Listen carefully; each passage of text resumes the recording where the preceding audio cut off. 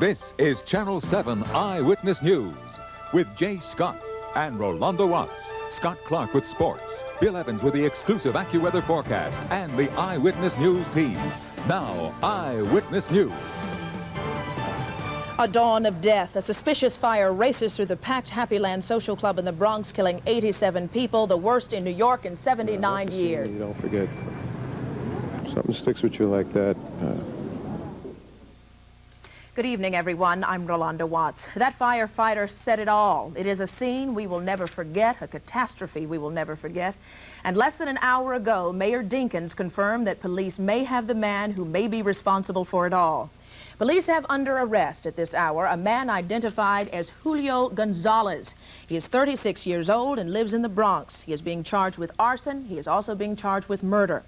Right now, you're looking at a live picture of the Happy Land Social Club. Police think that Gonzalez went there this morning with a grudge. They think he didn't like the idea of a girlfriend working there. So he set fire to a coat room, possibly with gasoline. The club turned into a death trap because the flames blocked both exits and the club had no windows. Now, to give you an idea of the exact location of this tragedy, take a look at this map of New York City. The Happy Land Club is located in the East Tremont section of the Bronx. That area is in red on your map. It is located on Southern Blvd at the intersection of Tremont Avenue. Now, this is, of course, a rapidly developing story. We're getting new information in all the time. To sort out what we have so far, let's go to Lewis Young right now, who joins us live from the 48th Precinct in the Bronx for more on tonight's arrest. Lou. Well, Rolonda, we've been told now that there were 92 people in the social club when the fire broke out. Only 5 survived. Among the survivors, the disc jockey who was working on the second floor. He is recovering from critical burns tonight at Jacoby Hospital. As for the suspect picked up this afternoon, 36-year-old Julio Gonzalez, who was born in Cuba and lives not far from here in the Bronx, is here at the 48th Precinct charged with arson and murder, as you mentioned. He is a man who allegedly had an argument with a female employee at the social club prior to the fire. Police believe he returned to the club with cans of gasoline to exact a terrible revenge, an act of arson. It was a hellish scene in the pre-dawn darkness on Southern Blvd. So many bodies, so many people killed with savage swiftness by a fire that raced through the illegal bar and dance club, cruelly named the Happy Land Social Club, where 87 people died this morning in the Bronx. Come on, my brother's dead! No! My brother's dead! The heat and smoke apparently killed most of the people here. Bodies were literally piled throughout the 2-story building, most of them on the upper level. It was a relatively small one-alarm blaze. The fire department arrived on the scene quickly, but it was already too late. Our people arrived within 3 minutes of the alarm when the alarm was transmitted. They arrived, they had fire out of both doors in the front. It was laid out roughly like this. A public staircase at the rear is where most patrons climbed up to the dance floor. A wall cut the room roughly in half. A bar ran along the right wall. In the front, near the DJ's booth, there was a second steep staircase, almost like a stepladder. That's probably how the DJ managed to get to the street through the flames. But the fire spread so fast, the rest of the people had no real chance for survival. The oxygen must have vanished in seconds. The mayor, shaken from seeing this horror up close, vowed to shut down other such illegal fire traps in the city. Part of what we need the media to assist us in doing is to spread the tale of these gruesome circumstances so that the general public will know that these are not safe places to which to go. And believe me, if anyone could view it and witness it, they would not wish to go. I don't care how good the music, how fine the company, how great the camaraderie. They would not want to be there. This fire that has so touched the mayor and everyone who has visited the scene here today is New York's second worst such disaster this century. Only the Great Triangle Shirt Factory fire of 1911 killed more people. It occurred exactly 79 years ago today, March 25th, again an infamous day in our city's history. So again, a suspect is in custody, 36-year-old Julio Gonzalez of the Bronx, charged with arson and murder. 87 people died in the fire. And one of the survivors who walked out, the woman who was allegedly the object of the attack, walked out unscathed, we are told this afternoon. We're live in the Bronx. Lewis Young, Channel 7 Eyewitness News. Up until that report from Lewis Young, the report that you just heard live, we only knew of one known injured survivor of this catastrophe. All we know about that survivor is that he is a male and is listed in stable condition at Bronx Municipal Hospital. He has not been identified beyond those scant facts. He is suffering from burns. Meantime, at the 48th Precinct, police continue to search through the clothing and personal belongings of the victims in an effort to identify those who died. It is painstaking business, and few have been positively identified at this hour.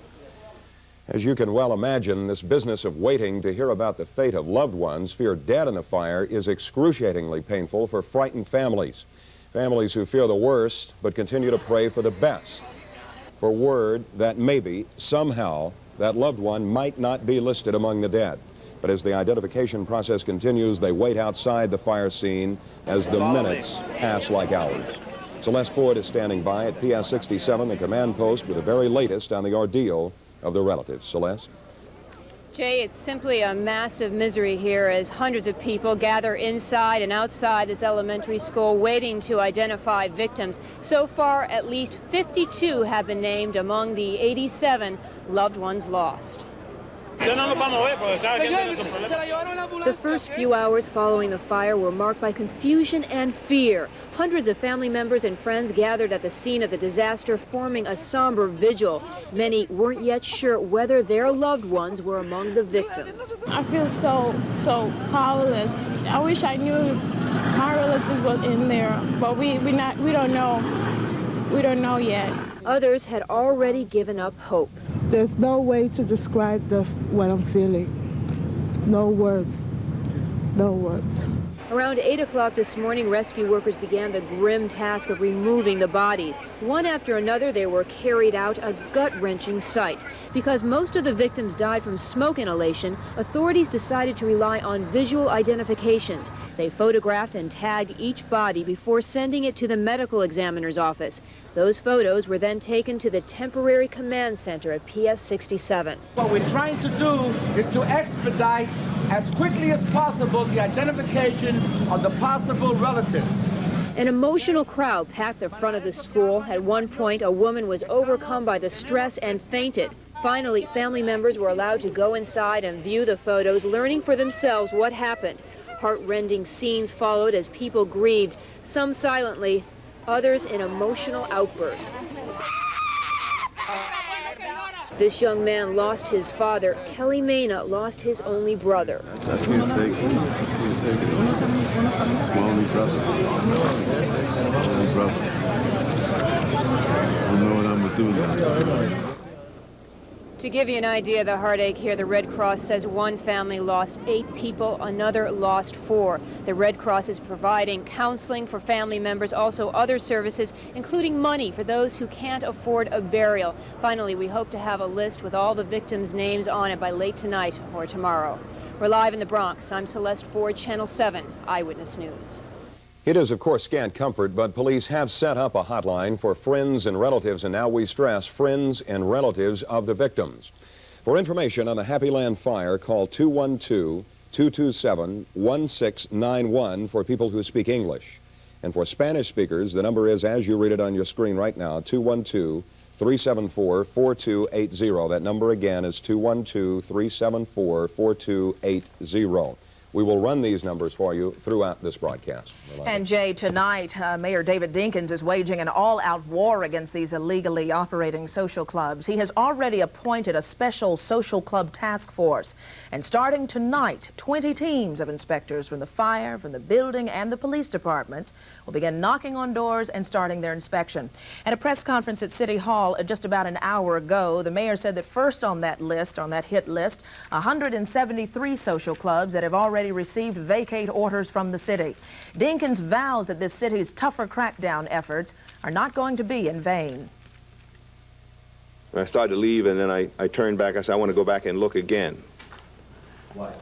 Because I just wanted really etched in my mind what was there. So I assure you that we're going to do all that we can to avoid recurrence of this kind of thing. Doug Johnson is standing by live at the Happy Land Social Club with more on the investigation of this tragedy. Doug. Well, Rolonda, unfortunately, this sort of tragedy is not new to New York, especially here in the Bronx. These kinds of social clubs are very popular in poor neighborhoods, especially in Hispanic neighborhoods. As to how many of them are safe, well, that's quite another question. It is estimated there are some 700 social clubs like this in the city, mainly in Brooklyn and the Bronx.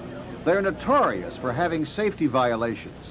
Building Commissioner Charles Smith saw the conditions inside Happyland.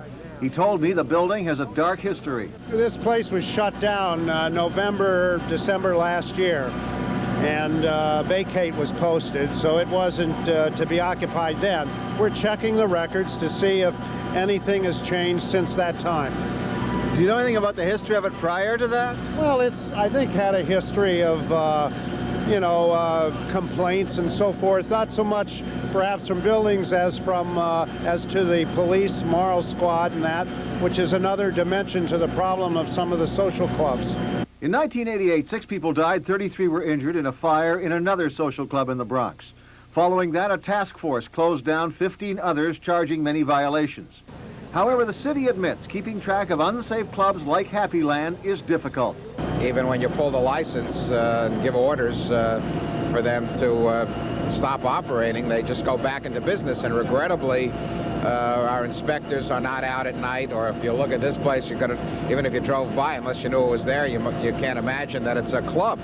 And we need the community's help all over the city to tell us or alert us about these kinds of problems. It's just not possible to do it through routine inspections, I would think. Now, as Rolonda said, the 173 clubs with vacate orders are going to be told to vacate now, according to the mayor. The other several hundred clubs, the mayor said they will all be visited. He hopes they will all be visited within the next 10 days. Now, this was, of course, a tragic fire. That's the problem of the fire department. Here with a report on that is N.J. Burkett.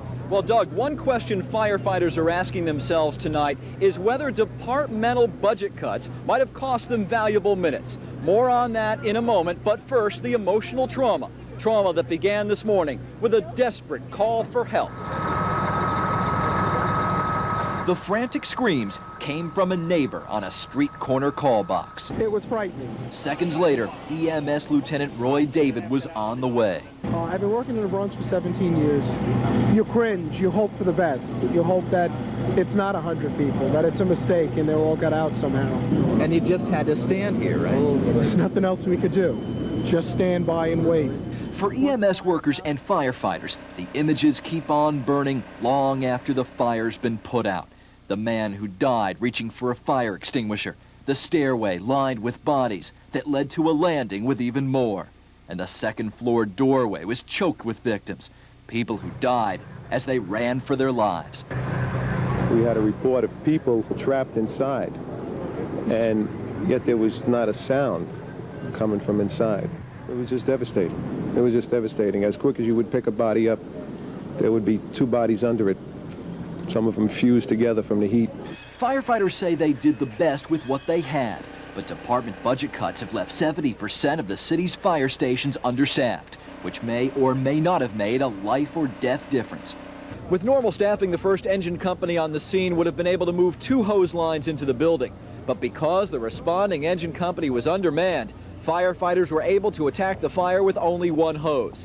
And they say it was at least 2 minutes before a second engine company arrived to put more water on the fire. I like to think that 1 second can make a difference. Firefighters say it's something they may never know. Well, I'm going to hold my head up. I'm going to try and put this behind me. Won't be easy. We are told now that at least 100 firefighters and rescue workers are behind closed doors tonight with counselors. We're live at the fire scene in the South Bronx. N.J. Burkett, Channel 7, Eyewitness News. Recapping this horrific story, 87 people are dead in a fire in a social club in the Tremont section of the Bronx. A disc jockey is the only known injured survivor to have escaped the club called Happyland. Relatives and people on the street gathered in prayer across from the club. Many have not been able to locate or even identify their loved ones. An hour or so ago, Mayor Dinkins announced the arrest of one Julio Gonzalez on charges of arson and murder. Gonzalez is reported to be 36, a resident of Buchanan Place. His girlfriend worked at the club. Bouncers threw him out this morning. Gonzalez reportedly said, "I will be back." Mayor Dinkins says hundreds of similar illegal social clubs that may be fire traps exist in this city. He has ordered a task force to begin the immediate crackdown. This has been a very difficult day for everyone involved, and we have more horrifying news, this time coming out of Clifton, New Jersey tonight, where police have found the bodies of 3 people. We will have that story coming up on Eyewitness News. But first, the sights and sounds of a disaster waiting to happen. It is a scene that would move anybody. It's hard to come and know that there are so many people that have died. Well, it's happening. I guess I'm just going to have to cope with it. I've never seen anything like this. Never seen anything that could compare to this.